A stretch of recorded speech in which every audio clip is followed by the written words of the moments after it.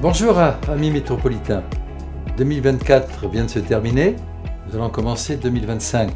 Ça a été une année exceptionnelle pour nous, pour la métropole du Grand Paris, pour les 7 millions de métropolitains, les 131 villes. Tout d'abord à travers les Jeux Olympiques.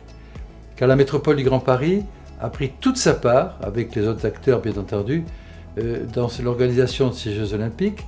Et je tiens solennellement à remercier Tony Estanguet, son équipe extraordinaire de JO 2024 et tout ce bureau directeur de JO 2024 auquel nous avons coopéré avec l'État, bien sûr, la région, le département et toutes les organisations sportives qui y figuraient.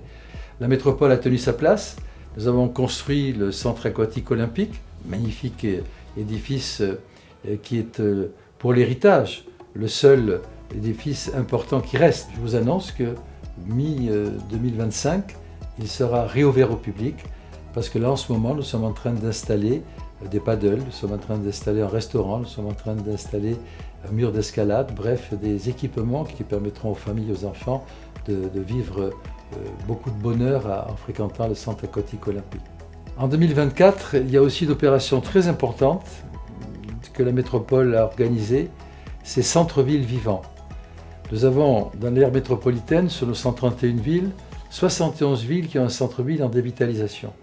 La métropole a voulu lancer une opération Centre-Ville Vivant qui permet d'apporter des moyens financiers aux maires qui le demandent pour redynamiser leur centre-ville, préempter les baux commerciaux pour recréer des commerces de proximité. Et puis nous avons un autre élément extrêmement important pour la métropole du Grand Paris, avec la taxe Gemapi qu'elle collecte, que vous payez, c'est à peu près 4 € par foyer fiscal, pour une collecte de 30 millions d'euros.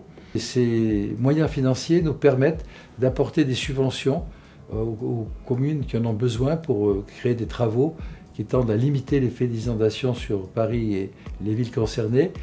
Et puis j'ai souhaité jumeler l'action de la métropole avec un établissement public dont j'ai la présidence, s'appelle Seine-Grand Lac. Et nous sommes engagés à mettre en place le casier pilote de la Bassée en Seine-et-Marne, qui va faire 10 millions de mètres cubes d'eau. Et ces 10 millions de mètres cubes d'eau qu'il va retenir vont permettre d'avoir moins de 15 cm d'inondation sur Laval, sur Paris et sur toutes les villes concernées. S'agissant de la ZFE, zone à faible émission, j'ai signé l'arrêté qui rentre en action à partir de cette semaine et qui permettra d'organiser la venue des véhicules dans la zone à faible émission. La ZFE commence à 8 h le matin, elle se termine à 20 h le soir, elle ne fonctionne pas le samedi et le dimanche. Nous avons rajouté, le conseil métropolitain l'a validé, 24 jours de plus pour des passes pour des particuliers. Et pour permettre de faire comprendre que l'intérêt de la santé publique, parce que c'est une question de santé publique, c'est de faire des efforts. Et dans cet arrêté, je prévois 22 dérogations spécifiques toute l'année 2025.